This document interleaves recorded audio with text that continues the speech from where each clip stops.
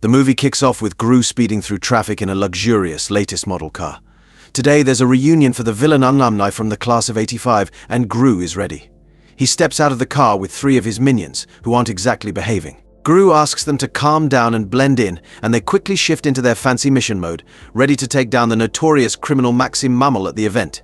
Inside, they encounter various villains and old acquaintances of Gru, creating a tense atmosphere filled with old rivalries. The minions, however, get easily distracted by a giant jelly in the center of the room. After they start eating it, one of them gets trapped inside, so they have to rescue him by devouring the jelly. Meanwhile, Gru comes face to face with Maxime, who introduces him to his girlfriend Valentina, the popular girl from their old class. Maxime questions how a villain with so much potential ended up like this, sparking a tense conversation that takes us through the characters' lives. The event director then announces that the golden trophy will be awarded to one of the best students from the class of '85, and the winner is Maxime Le Mal. When Maxime goes on stage to give his speech, he surprises everyone with his obsession with cockroaches and his new job merged with a cockroach. The minions, both shocked and amused, make fun of him, and one of them even pulls out a bug spray ready for anything. Maxime argues with Gru, who tells him he's under arrest by the AVL Anti-Villain League, leading to a great fight. Gru finally captures Maxime, but before being taken to jail, Maxime curses Gru, saying he'll be back and that the AVL won't always protect him. Back home, Gru brings in the groceries while the girls welcome him warmly. Agnes proudly shows off that she has tamed Lucky, but instead of sitting, the goat poops. Lucy, happy to see Gru, asks if he brought the milk. He confirms, mentioning he bought magnesium powder milk among other things, but not the regular kind. Gru looks at his gathered family but notices someone important missing: his little son, Gru Jr. Gru Jr., the baby, doesn't have a good relationship with his dad. To please him for now, Gru buys him candy, but the baby doesn't like the taste and smears it all over his dad. Gru calls the minions to clean up the mess. At that moment, Silas Ramsbottom knocks on the door. The minions make fun of his last name, but Silas is there because Maxime, before escaping, promised to come back for Gru and make him suffer. With no other choice, the family has to move to a secret shelter, and obviously the girls aren't happy about it. Gru assures them they'll be fine. Agnes is sad that Lucky can't come with them, so she gives him to one of the AVL agents and asks him to take good care of him. During the trip, Ramsbottom mentions they're heading to Mayflower, an extremely boring place where they'll never be found. While the girls miss their friends, the minions waste no time annoying the driver, who ends up threatening them with his AVL record. Upon arriving in Mayflower, the family is surprised to see mansions and prestigious families, although their assigned house is small and cold. Despite this, Gru assures them it's a safe place to live. Agnes sees a candy machine and one of the minions tries to get some but gets stuck. Now the family has to start from scratch and use new names. Gru will be Chase Sikorsky and sell solar panels, Lucy will be Petunia, a hairstylist, Edith will be Brie, Agnes will be Brittany, and Margo will be Venus. Silas tells Gru they must not stand out and must behave well because their main mission is to stop Maxime. Meanwhile, in a dark sewer, cockroaches welcome Maxime. He celebrates and thanks the cockroaches for helping him escape. Maxime plans to get revenge on Gru by capturing his son. While Valentina is delighted by this wicked plan, Maxime, with his new body, decides to adopt a new alias, Roach King. The next morning, the minions swim and fight among themselves while Gru, trying to cheer up his daughters, makes them a special breakfast. Agnes asks why she has to use another name, and if it isn't lying, but Gru explains that this lie is good. That day, Agnes and Edith have karate classes, so each goes to their respective class while Lucy works as a hairstylist, leaving Gru in charge of his son.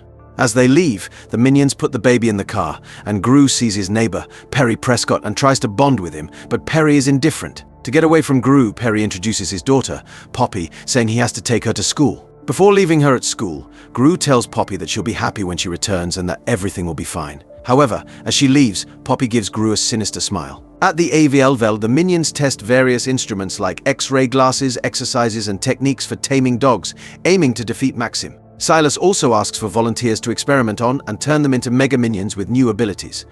Meanwhile, the girls arrive at the Kung Fu dojo.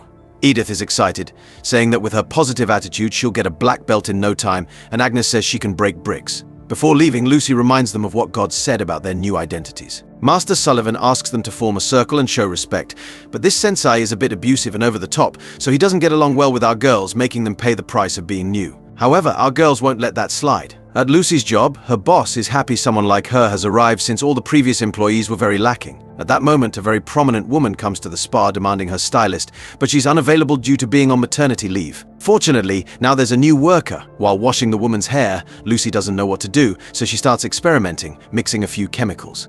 The woman's hair starts burning, forming a sticky, flammable layer. The place fills with smoke, and Lucy escapes. In Maxime's lair, he's prepared a new weapon capable of turning people into cockroaches. Valentina finds it cute that the weapon has little antennas, but Maxime doesn't care about her compliments and prefers to start his plan with his roach ship, ensuring this revenge will be amazing. In the afternoon, Gru picks up Margo while spending time with his son, trying to gain his trust by buying him some bright-colored balloons. But when Gru tries to take a sip of his coffee, the baby pops one of the balloons, startling Gru, and then does it again, scaring him once more. At night, the minion trapped in the vending machine sleeps peacefully until the other minions.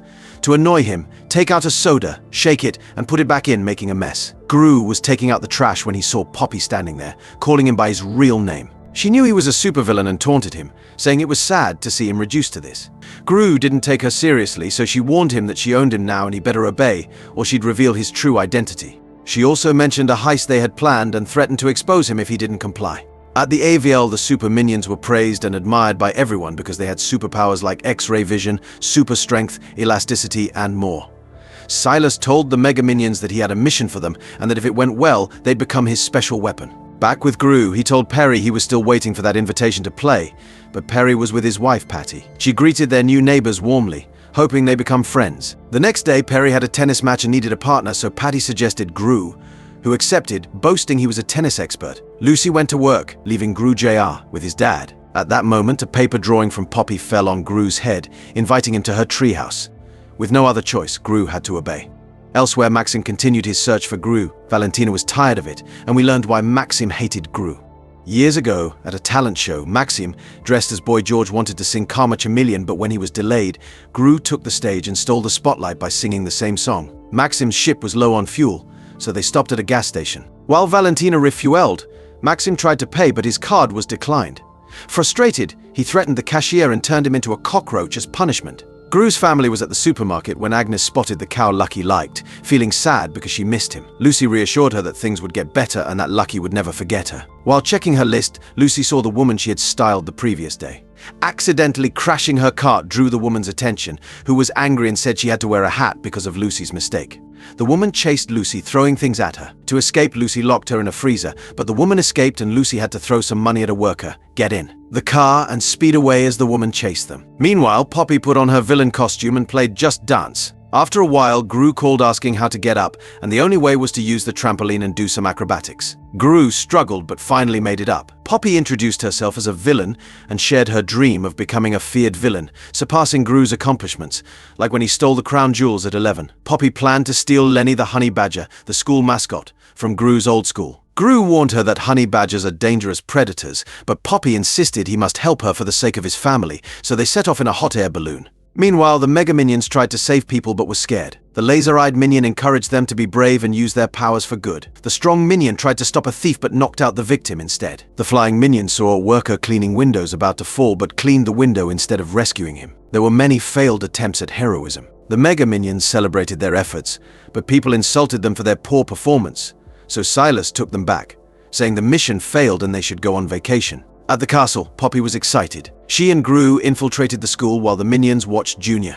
Poppy realized her backpack had baby items instead of her infiltration tools. The minions, realizing this, came down from the balloon and informed Gru, but one minion had to stay in the balloon, which floated away. They used what they had, like a clip and pacifiers, to open a window and avoid the janitor. Poppy admired photos of villains, but Gru urged her to stay focused. They used a diaper to block the cameras and opened the headmistress's office door with a hairpin. Gru warned about the laser beams inside, but Junior crawled in and helped them get through. They found a picture of Dr. Nefario and the headmistress, possibly friends or more. They pulled a lever and the honey badger's cage descended.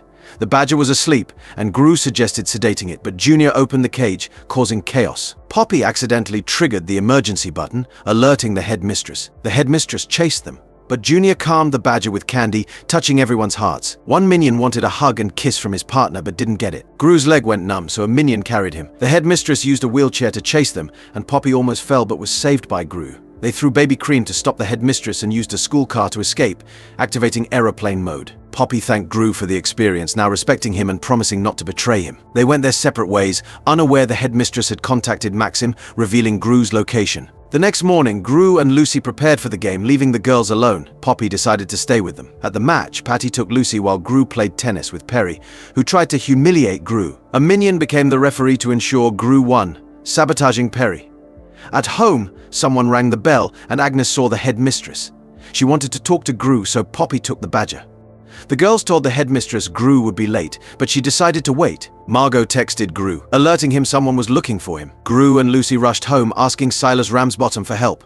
Ramsbottom called the super minions from around the world, the flying minion on an island, the X-ray minion making cheese in a mountain, the strong minion becoming a beekeeper, and more. Gru and Lucy confronted the headmistress while Maxime arrived and kidnapped Jr. With the headmistress defeated, the family searched for Jr. Maxime declared himself Jr.'s new father. To annoy Max, Jr. pulled his antennas and peed in his ship. Despite setbacks, Gru destroyed Maxime's ship, but Maxime had turned Jr. into a cockroach. Maxime asked Valentina to crush Jr., but she fell because the ship was heavy. Gru fought Maxime, asking Jr. to reconsider. Father and son defeated Maxime, and the minions arrived to beat him up. Finally, Jr. accepted Gru, saying his first word "Dad." They returned home. Doctor Nefario cured Jr., and Gru gave Lucky back to Agnes. Gru visited Maxime, now human, who admitted stealing Gru's presentation.